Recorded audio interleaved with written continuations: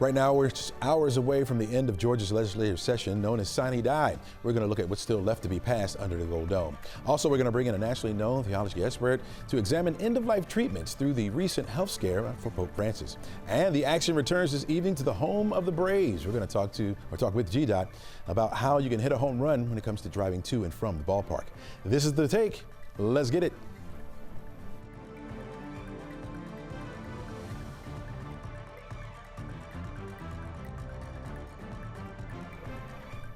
Hello and welcome. I'm Chesley McNeil, and this is The Take, where we go above and beyond the headlines and look at the why and how stories are impacting you and your community. We invite experts in to give their expertise on today's top stories, their take, if you will, and we try to have a little fun as well. Well, today is known as SINE Die. Yep, it's always a scramble at the Capitol. The session often goes late into the night, sometimes past midnight, as lawmakers negotiate and vote on bills, leading to the ceremony toss of paper, which is what you're seeing right now at the end of the session.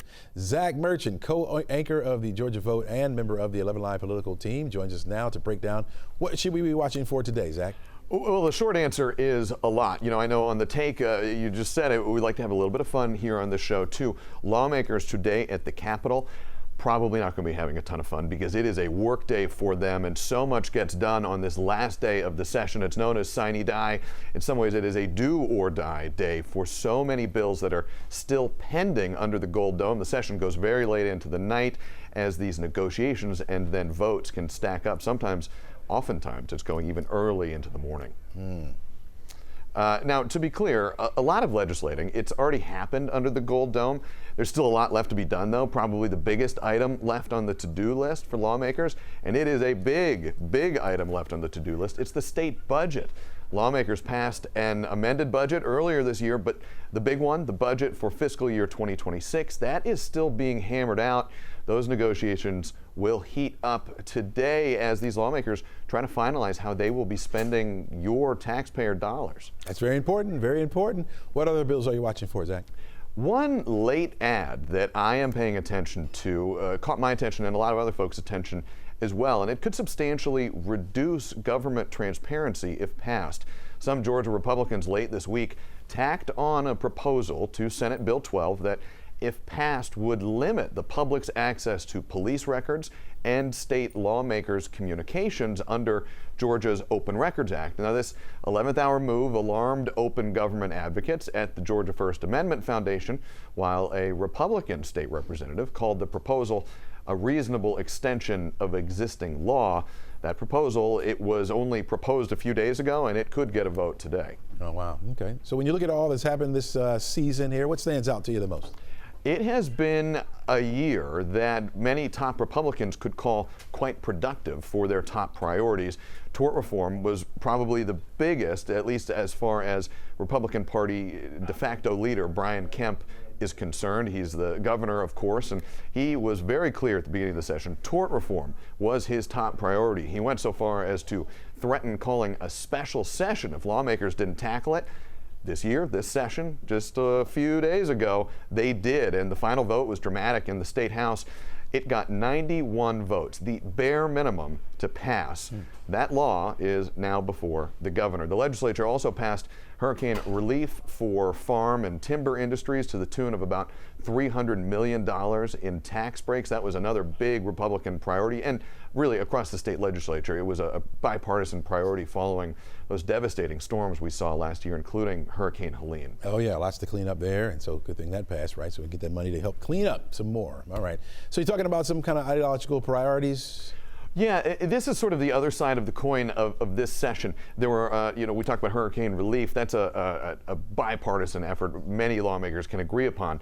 But you've also got to remember, Georgia Republicans have a governmental trifecta. They control the governor's mansion, they control the Georgia State Senate, and they control the Georgia State House. And that gives them a lot of power to set the lawmaking agenda and to pursue some more conservative ideological priorities. One key example this year, Republican lawmakers, they recently passed a bill that would bar transgender girls from participating in most girls' sports teams in Georgia public schools and universities. If you followed the 2024 presidential campaign at all, you know that transgender rights and transgender issues were a key issue in that campaign. And this year in the legislative session, Georgia Republicans have really advanced the conservative position on that issue. Yeah. Will there still be more surprises today, Zach, you think? You better believe it. There's not a lot you can say with certainty in politics, certainly not in Georgia politics. That is one of them. It is going to be a day full of surprises as lawmakers work late into the day, early into the morning, trying to finalize the people's business. And we will be covering it all this Sunday on the Georgia Vote. We've got a special expanded panel of experts to break down all of today's developments under the Gold Dome. We've also got interviews with both of Georgia's United States Senators, Raphael Warnock and Jon Ossoff. I feel like we say it every week because it is true every week. It's another big one in Georgia politics, and we have got it all covered. That sounds good, Zach. Can't wait to see it. All right, thanks a lot for joining us. All right, you can always watch the Georgia Vote with Zach and Faith Jesse Sunday mornings at 11 o'clock right here on 11Alive Plus. All right, today we are expected to hear from Congresswoman Akima Williams. She condemns recent cuts to the Department of Health and Human Services. At least 10,000 federal employees have been fired, including over 2,400 at the CDC. The press conference will be held at 10 a.m. from the Clifton Road entrance to the agency. Federal officials are set to release information today about a major crackdown in Metro Atlanta targeting human trafficking, drug smuggling, child exploitation, and immigration violations. Over the past 10 days, Homeland Security led several raids, including at the Well-Made Industries in Bartow County. 2 men, including the plant owner, were accused of recruiting immigrant workers, many of them from China, subjecting them to harsh working conditions. There is a motion to move the trial for the teen charged with the Appalachian High School deadly mass shooting. 14-year-old Colt Gray will be tried as an adult. He is accused of the shooting deaths of 2 students and 2 teachers. His attorney cites concerns about a biased jury pool. Attorneys for Colt's father, Colin Gray, made a similar or same request last month. He is accused of giving a 14-year-old a gun. All right, let's take a look at our 7-day outlook for today, and warm again, to say the least, or hot, some would call it, right? You're looking at 87 degrees for the forecast high temperature for today. If we hit that 87, that will break a record of 85. We can do it. Partly sunny skies on Saturday and much of the same. You're looking at rain coming back to the forecast area on Sunday. Now, we have that as an 11Alive weather impact alert because some of those thunderstorms could be strong to severe. Right now, the Storm Prediction Center has a level 2 threat over us for Sunday. That rain will start in the morning. Those thunderstorms will pick up during the afternoon as the front moves through the area, and then should start to calm down a little bit as we head into Monday morning. There is about a 30% chance for an isolated shower, but look how cooler the temperatures will be behind that front. Back down to the 60s for much of next week. Don't go anywhere, folks. We're back right after this.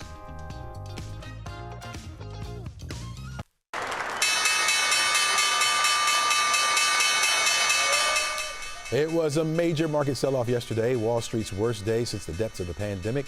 Stocks sent into a tailspin in the wake of President Trump's new import taxes. Those tariffs impacting nearly every U.S. trading partner around the world, but the president is hinting he's open to negotiations. Joining us now is NBC Washington correspondent Alice Barr, who's been covering politics for years now. And Alice, this is a major roll of the dice for the president and the White House, and we're seeing more retaliations from nations. Talk to us about China's reaction this morning. Yeah, good morning, Chesley. We have already seen the first big swipe back. China is announcing a 34% tariff on all U.S. imports that go into that country. China is not considered really an ally of the U.S., but it is one of our most important top trading partners. And that 34% is a direct match to what President Trump announced yesterday. The U.S. would be slapping onto Chinese imports, and that is on top of a 20% tariff that the Trump administration already announced. So the total new tariff since President Trump has taken office against China is now 54%. And this back and forth is exactly the kind of thing that, some economists have been warning could begin to happen, and that the Trump administration has been warning other countries not to engage in. It's begun. And then we're also hearing from Canada. They're matching 25% tariffs on U.S. made vehicles that would be exported into Canada. And then the European Union, the UK have all been talking about that they're readying their retaliatory plans. Should we expect to see similar reactions to President Trump's big gamble here? Yeah, I mean, I think that's what we're going to likely see from the European Union, from the UK. They haven't gone into specifics yet about what they're going to do, and Canada did just that one move so far on exported autos from the US. But all of those world leaders have previewed that there could very well be more to come, and they're all saying this is not what we want. We don't want to have a trade war, but that the Canadians' new prime minister said the relationship between Canada and the U.S. of increasingly getting closer and closer is gone, and that they now think that they have to respond to this new environment, and that is likely to mean more tariffs back on U.S. products. Gotcha. Alice, in his first term, President Trump was quick to promote gains in the stock market as a sign of economic growth. Now he's downplaying this reaction to his tariff plan. What's the argument this time? Yeah, he really is going all in. You called it a gamble, and he's going all in with this gamble on tariffs. It's something that he certainly deployed tariffs during his first term, but not as far as he's gone now. And there were a lot of advisors around him in his first term that kind of constrained him and urged him not to go as far as he is now. And so now that he's back in and really has solid backing around him, he is taking this moment to go all in. He didn't feel like he pushed it far enough the first go round, and he believes that tariffs are a tool to restructure the U.S. economy, to bring back American jobs and manufacturing. And he said he considers the U.S. economy a sick patient that is now going through recovery. He said the operation is done, and it's time to see how everything settles in. So he's, has acknowledged that there's going to be what he's called a little bit of disturbance, that there's going to be disruption while the economy is resetting, and he is gambling on the idea that the other end of it will be worth it.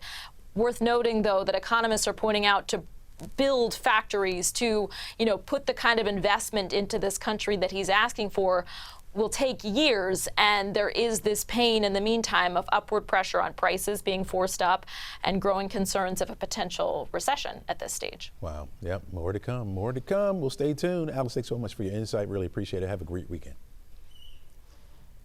Thanks, you too. All right. We're learning more about the condition of Pope Francis. This week, Vatican officials said blood tests on the 88-year-old pontiff were normal, and that a recent x-ray showed a slight improvement in his lungs. Francis has not appeared in the public since the day he left the hospital and briefly greeted well-wishers from a balcony. The news comes after further revelations came out saying that the conditions of the Pope got so dire that the medical staff was looking after him considered stopping his treatment so that he could die. Joining us now with a deeper discussion about this is Susan Reynolds, assistant professor at the Catholic Studies at Emory School of Theology. Welcome to the show, Susan.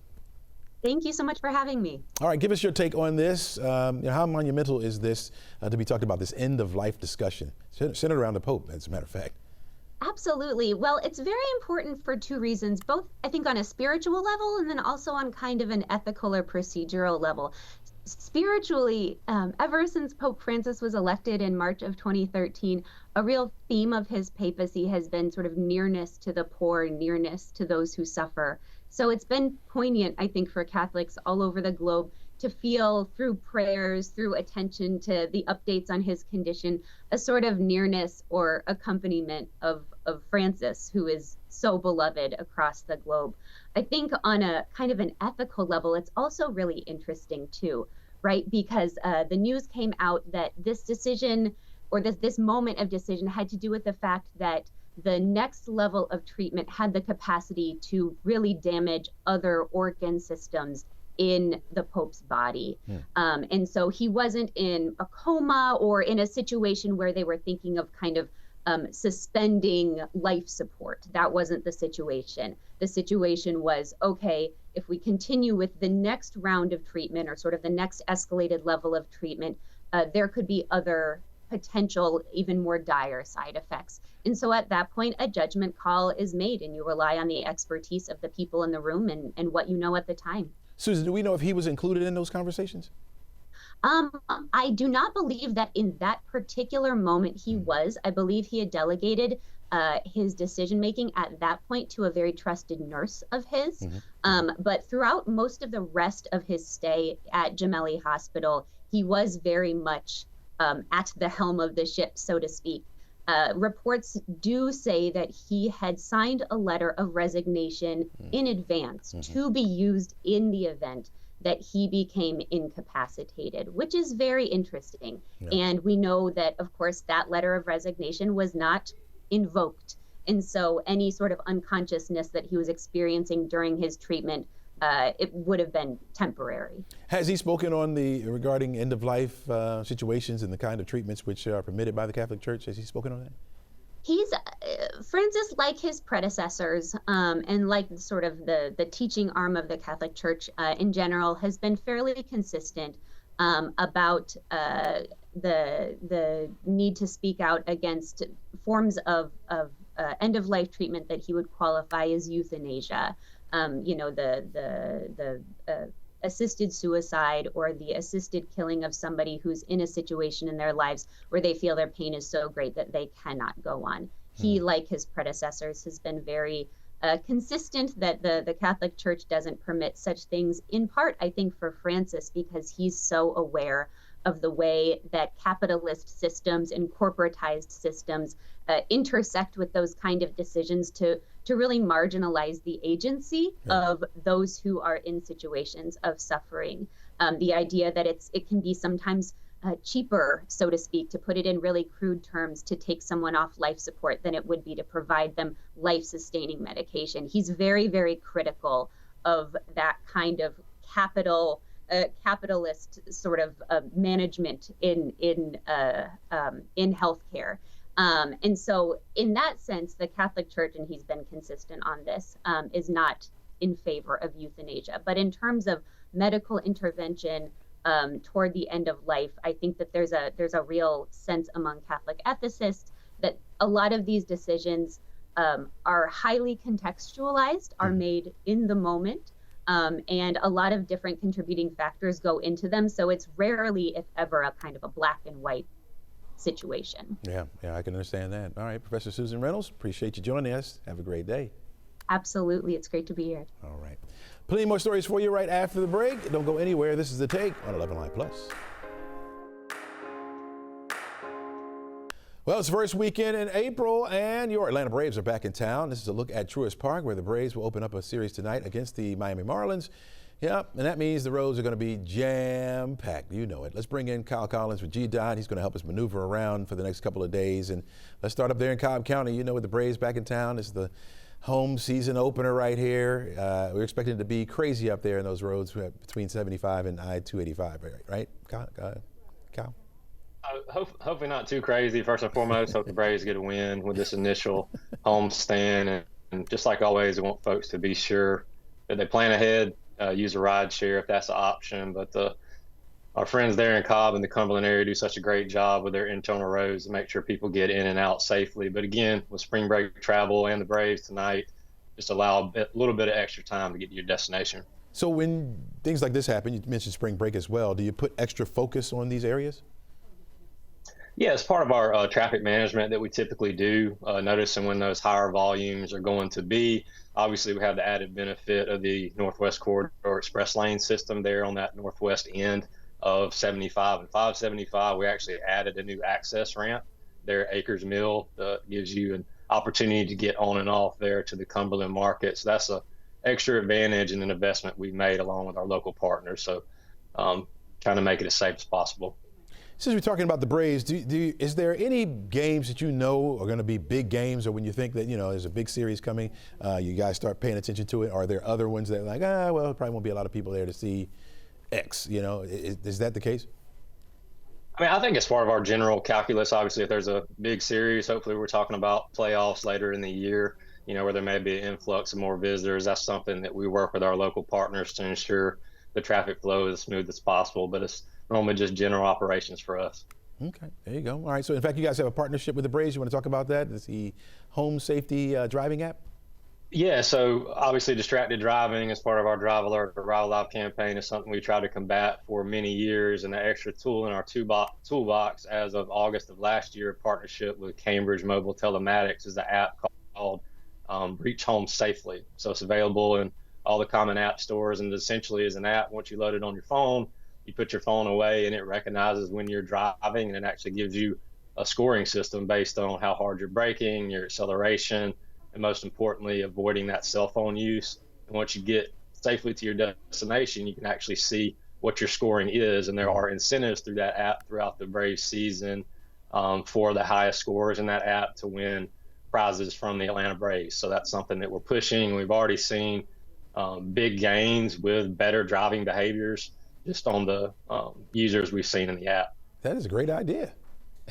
That's a pretty cool idea there, yeah. So it makes you want to get a good score, right? Not hit the brakes so hard or speeding or whatever it is you scored on, right? In fact, what are you? Is there anything else you scored on? I think you mentioned the braking and that kind of thing. What's the overall? Yes.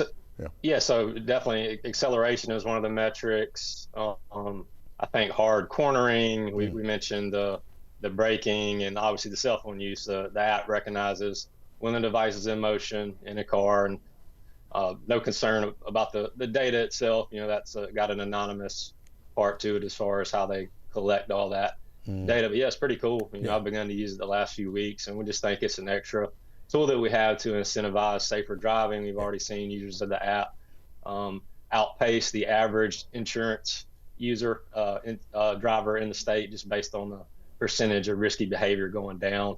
Generally about 15% of those most risky driver behaviors are eliminated when folks are using this app. So we think we're making some inroads and just want to continue to raise awareness for the Reach Home Safely app. Nice. I may have to download that. A couple of weeks ago, we hit on the changes of that new displaced left turn on North Druid Hills Road at the southbound I-85. Any updates with that? It's been going well. So we're about 2 weeks in. Initially, we made that change, overnight, March 21st into March 22nd. It's a major change for those drivers on North Druid Hills heading westbound. So basically the children's campus side, hoping to get 85 southbound. We had a few folks that were kind of missing that new bridge and that new turn, but I think folks are used to it now. We've had no major incidents out there. Traffic seems to be flowing well. We'll just continue to message that, hey, don't make that movement where you used to. It's not signed or striped that way anymore. So just to keep everyone safe out there, please pay attention and just know that you're making that turn sooner now. It's much safer. So essentially you're making a continuous left turn while the other drivers are traveling on their way on mainline North Druid Hills. So it's pretty innovative. It's the first one of those to open in DeKalb County. All right. Kyle Collins with GDOT. Thanks so much for joining us. Have a great weekend, my friend. Take care. All right.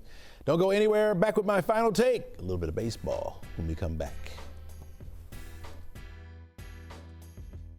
All right, we are under an 11Alive weather impact alert for this weekend. It's going to be on Sunday that we're looking at those showers and thunderstorms coming in, and some of those could be on the strong to severe side, folks. So be very careful. Gusty winds along with that heavy rain. Can't rule out a brief tornado. 76 degrees will be the high temperature. That front will cool us down as we head into next week. All right, before we go, my final take. The boys of summer are back. As we mentioned earlier in the show, the Braves will open their home opener against the Marlins, and we're only about 7, 8, or 9 games into a 162 season. You know what everybody's talking about? A bat. The torpedo bat. A bat shaped like a bowling pin became the talk of the league when the Yankees beat up on the Brewers home slide the first weekend of the season. They hit a franchise record of 9 home runs, one shy of the record, which was 10, and they say it's because of the torpedo bat. Since then, players have ordered that bat. Others have said, hey, we should ban this bat. Well, listen up.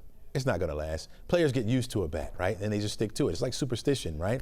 They'll go back to their regular bats, and it's like this thing has never existed. Oh, yeah, the Yankees, by the way, since that 20-9 beatdown of the Brewers, have lost 2 straight to the Diamondbacks with a combined score of 8. What bat, right? Long season, folks. Long season. We got one more way to go. Hey, be kind today and encourage someone. Have a great weekend.